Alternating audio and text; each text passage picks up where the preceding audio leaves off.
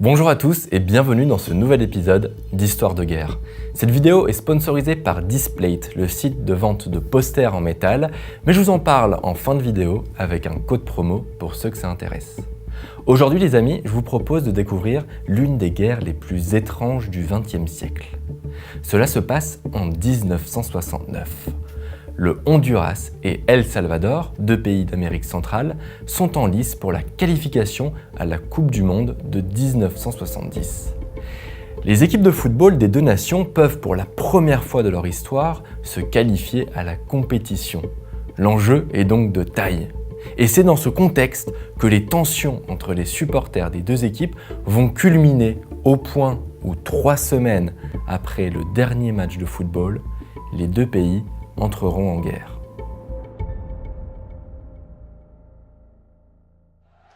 « 8 juin 1969, Tegucigalpa, Honduras. Les deux équipes entrent sur le terrain. Le Honduras et le Salvador s'affrontent dans un match qualificatif pour la Coupe du Monde de football qui doit se dérouler l'année suivante au Mexique. Aucune des deux sélections n'a jamais participé à la compétition. L'enjeu est donc de taille. Les joueurs salvadoriens s'alignent sur la pelouse et l'hymne national de leur pays résonne dans le stade. Les traits de leur visage sont tirés. Arrivée la veille dans la capitale hondurienne, l'équipe nationale du Salvador est épuisée. Tout au long de la nuit qui a précédé la rencontre, des supporters ont semé la pagaille devant l'hôtel qui hébergeait la sélection. Pétards, coups de klaxon ou encore chants hostiles, l'ambiance était telle que les joueurs salvadoriens n'ont pas fermé l'œil de la nuit. La rencontre débute et le match est très serré. Malgré leur état d'épuisement, les Salvadoriens tiennent tête à la sélection hondurienne. Mais dans les dernières minutes de jeu, un attaquant du Honduras marque un but. Le Salvador perd la rencontre 1-0 et rentre chez lui. Le match retour s'annonce électrique. 15 juin 1969, San Salvador. Tout au long de la semaine qui s'est écoulée depuis le match aller, les médias salvadoriens n'ont cessé d'encourager la sélection nationale. La victoire est devenue un véritable devoir patriotique.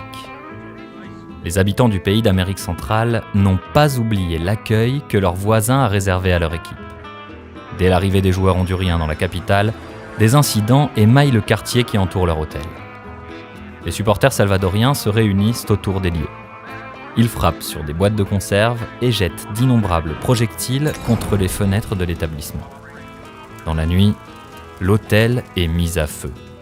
L'équipe hondurienne est relogée, mais la guerre psychologique continue jusqu'au petit matin. Épuisée, la sélection hondurienne gagne le stade Flor Blanca, escortée par la police. Sous les huées, les sifflets et les insultes, les joueurs font leur entrée.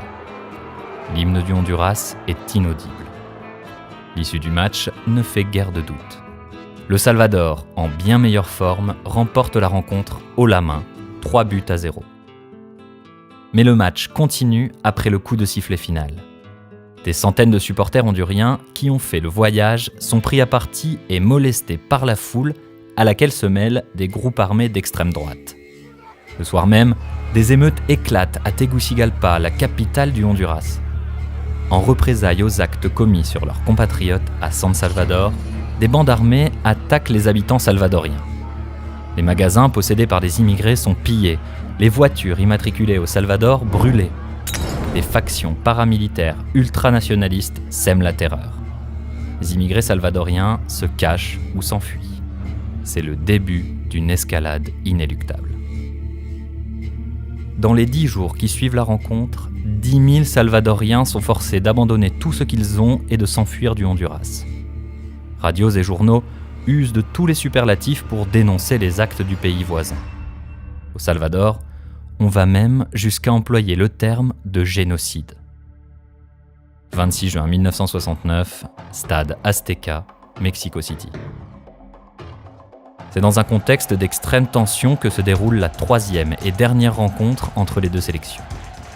Destinée à les départager, elle qualifie le vainqueur pour la Coupe du Monde. Le match, qui se déroule dans un pays neutre, revêt une importance nationale pour les deux équipes. Leur honneur est en jeu.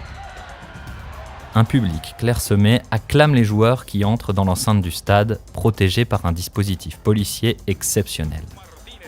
Les deux équipes, portées par l'enjeu de la confrontation, lancent toutes leurs forces sur le terrain. Le match est incroyablement serré. Les joueurs se rendent coup pour coup.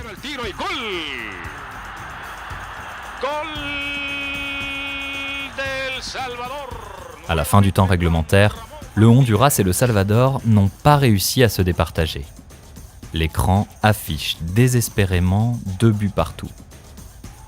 Alors que la rencontre entame sa 11e minute de temps additionnel, Mauricio Pipo Rodriguez, joueur du Salvador, s'élance dans un sprint fulgurant en direction de la surface de réparation. Arrivé au point de pénalty, il se jette au sol, intercepte le centre du bout du pied et envoie le ballon au fond du but adverse. Le Salvador l'emporte 3-2 et se qualifie pour la première fois de son histoire pour la Coupe du Monde. Les joueurs des deux équipes se serrent la main respectueusement et quittent le terrain. 3 semaines plus tard, leurs pays seront en guerre. Dans les jours qui suivent cette ultime rencontre, plusieurs escarmouches ont lieu à la frontière entre le Honduras et El Salvador. Les expulsions manu militari d'immigrés se poursuivent au Honduras. Plusieurs dizaines de milliers de Salvadoriens sont contraints à l'exil.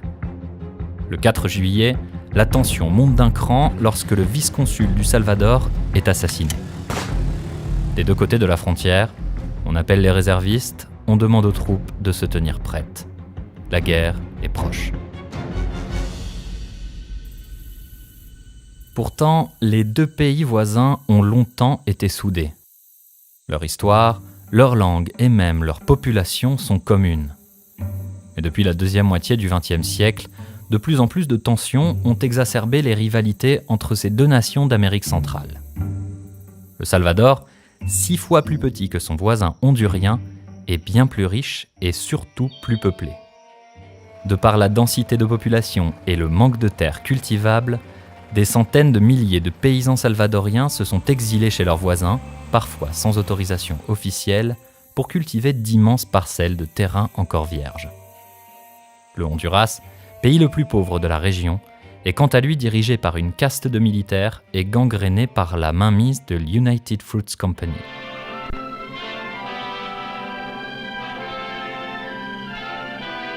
La multinationale américaine, dont l'influence en Amérique centrale est écrasante depuis plusieurs décennies, dicte sa loi dans tout le pays.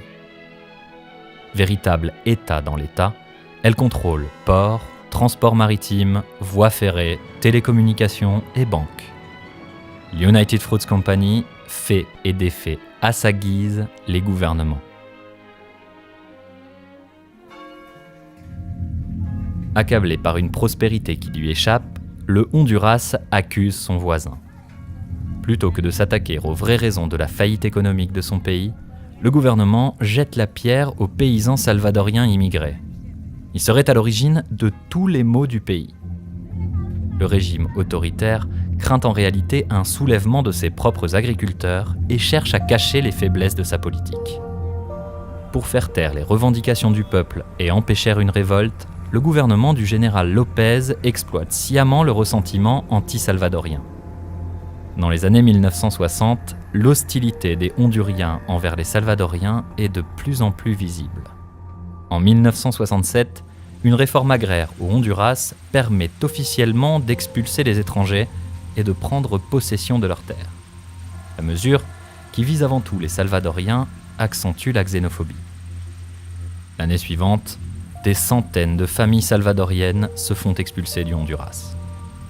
Les expropriations se poursuivent jusqu'au match qualificatif de la Coupe du Monde. Véritable catalyseur de la haine entre les deux pays, ces 3 rencontres entraînent les deux nations dans une escalade sans fin. La guerre, devenue inéluctable, éclate. Le 14 juillet 1969, l'aviation salvadorienne pénètre en territoire hondurien et bombarde l'aéroport de la capitale ainsi que cette ville. Le plan, prémédité, est efficace.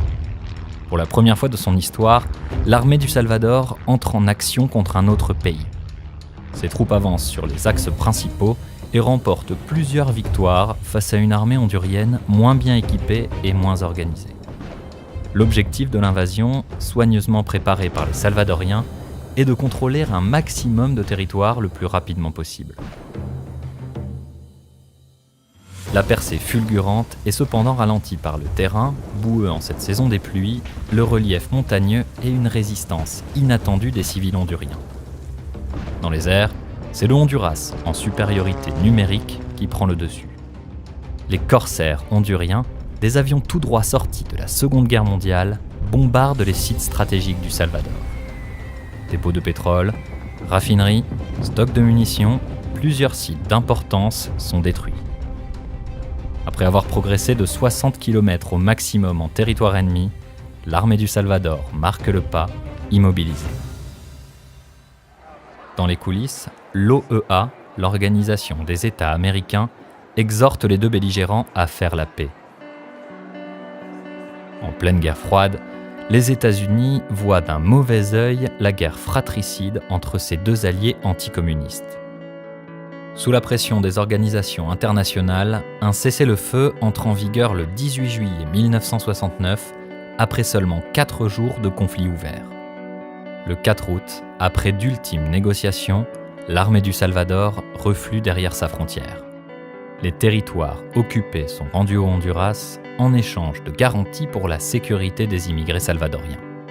Les équipes de football du Honduras et du Salvador sont disqualifiées de la CONCACAF, la fédération de football du continent américain. Cependant, le Salvador participe pour la première fois à la Coupe du Monde en 1970.